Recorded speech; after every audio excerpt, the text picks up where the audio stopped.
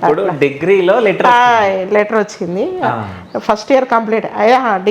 Exam అయిపోయిన తర్వాత సమ్మర్లో ఒక తాత మాకు రిలేటివే తాత పట్టుకొచ్చింది. డాడీ రాసింది అది రమ్మని చెప్పంటే పోయినా. నేను పోయిన తర్వాత వారం రోజులున్నా 10 రోజులున్నా మా డాడీ కలవలే. రోజు అడుగుతాను, నేను ఇంటికాడనే వెళ్ళిపోతా చెప్పండి. ఇక డౌట్ వస్తుంది, అసలు మా ఎప్పటి లెటరో ఇప్పుడు పెట్టిండా లేకపోతే ఏం చేయాలనుకుంటాడు.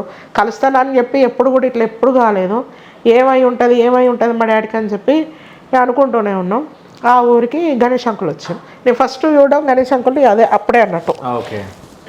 వాళ్ళు ఊరవతల ఒక ప్లేస్కి వచ్చిళ్ళు. ఈవినింగ్ టైంలోనే వెళ్ళి కలిసిన. రమ్మనంటే పోయిన తర్వాత ఇట్లా వాళ్ళు ఇక చిన్నప్పటి నుండి మనం చూస్తున్నాం కాబట్టి అంకుల్ వాళ్ళనే అంకుల్ అని చెప్పి పిలవడం అదే మనకు అలవాటుగా. ఇట్లా నేను వచ్చి ఇన్ని రోజులు అవుతుంది, మా డాడీ కలవలేదంటే ఒక ఎన్కౌంటర్ అయ్యింది. దాంట్లో నుండి డాడీ తప్పించుకున్నాడు. ఇక నువ్వు ఇంటికి వెళ్ళాలనుకుంటే నువ్వు వెళ్ళి ఇంకొక అపాయింట్మెంట్ ఇచ్చినప్పుడు నువ్వు రా. ఇప్పుడైతే కలవడానికి అయితే హైలీ ఇంపాసిబుల్. నేను అది చెప్పడం కోసమే అని చెప్పి అంటే తనతోటి దళ ఉన్నది వాళ్ళని పక్కకు పెట్టి ఈయనే సపరేట్గా వచ్చిండు అన్నట్టు.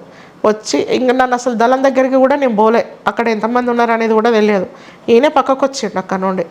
వచ్చి నన్ను కూర్చోబెట్టుకొని నాకు ఒక 15 గంట 20 నిమిషాలు యోగక్షేమాలు ఇట్లా అడిగి ఆ మ్యాటర్ చెప్పి నువ్వు వెళ్ళిపో, మళ్ళీ అపాయింట్మెంట్కు డాడీ ఏమైనా పంపిస్తే అప్పుడు వచ్చేయండి అని చెప్పి అన్నాడు.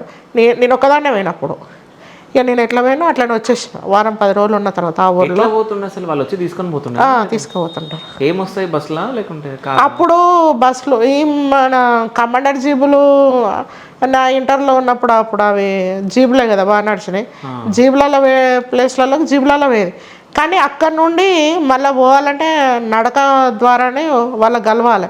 ఒకవేళ ఆ ఊరికి పోయినా కూడా డాడీ వాళ్ళ దగ్గర ఉన్నా కూడా నైట్ కలిసింది అనుకోండి, మళ్ళీ వాళ్ళతో నడిచేది గంటన్నర అట్లా 2 గంటలు నడిచే మళ్ళీ వాళ్ళ ప్లేస్కి వెళ్ళిపోయేది అన్నట్టు. రిటర్న్ అయ్యి నేను వచ్చిన తర్వాత